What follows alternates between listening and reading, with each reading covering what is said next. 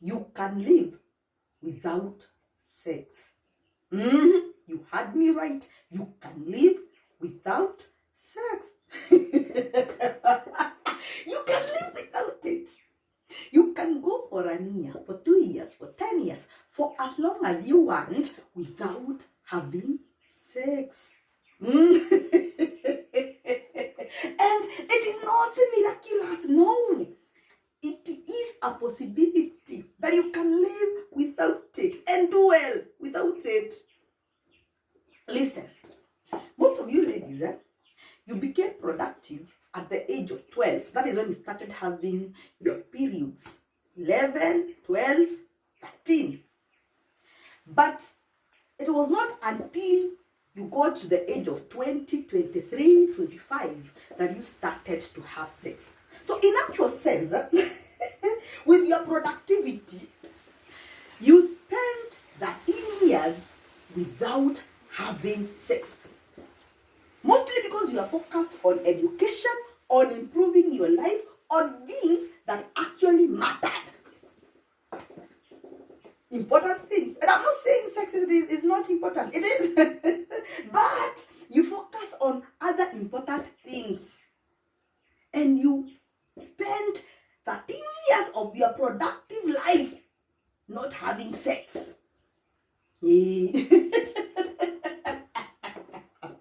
Now, I don't get it. How somebody looks at you and asks you, who meet your physical needs?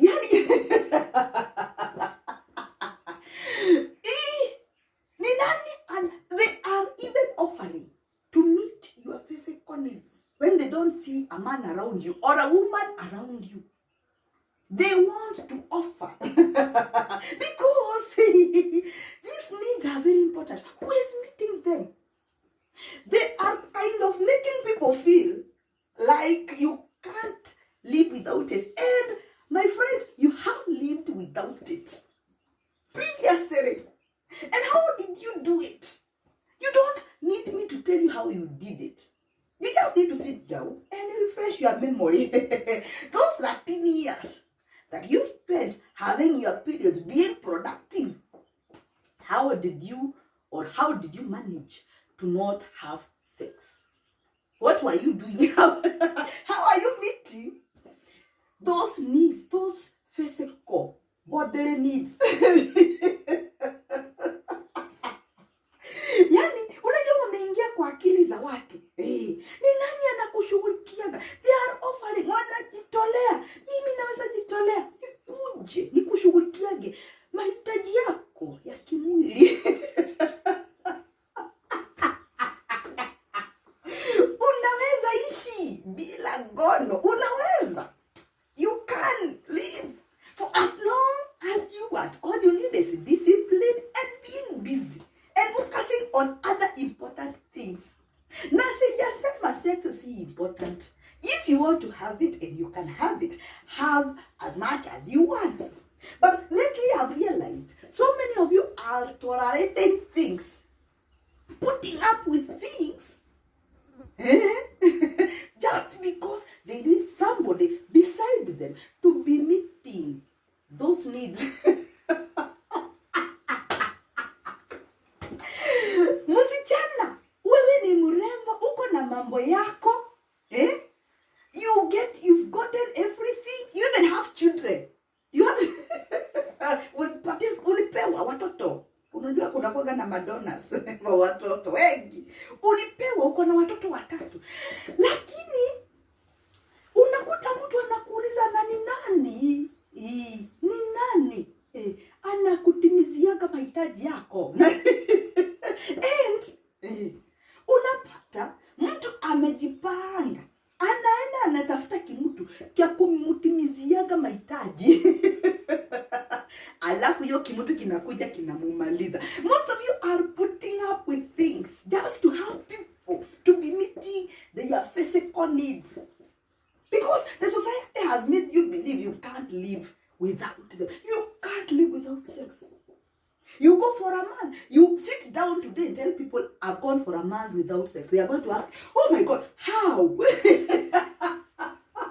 It's like it has taken the hand of God to go for 6 months without sex. It has taken a miracle. Yani ni miujiza. Mungu ametenda. Nimeenda miezi 6 bila ngono. Ni miujiza wa Mungu. They make it feel like it is a miracle. It is not a miracle. It is a possibility. Previously, you went for 13 years before you started having sex. And even when you started having sex, you were not having it regularly. You still were going for months, for years without it.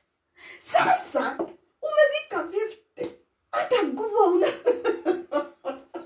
Nguvu hauna. Lakini society, nimekuambia. Sasa unaenda pale, unafuata kaka Ben ati juu ya mahitaji ya kimwili. Na hiyo mahitaji hata haiko.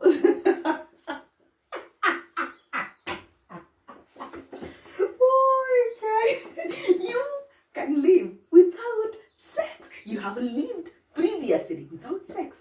So you can't live without it. All you need to do is to sit down and figure out how you did it. And then you are going to realize, sometimes all you need is to be very busy during the day, come home in the evening, take your food, your meal, your supper, take a nice bath, and you get to bed. It doesn't take more than 5 minutes to go, to drift into your dreamland. And then you wake up in the morning, ready to face another challenging day. Because lately we are having so many of those challenging days. Na hii uchumi ya Ruto. You can live without sex. The message today is, you can live without it. Unaona mwanamke, bwanake amekufa, akamwachia mali, akamwachia kila kitu. Sasa society inakuja inaweza kumuuliza, sasa ni nani itakuwa na kutimizia mahitaji yako?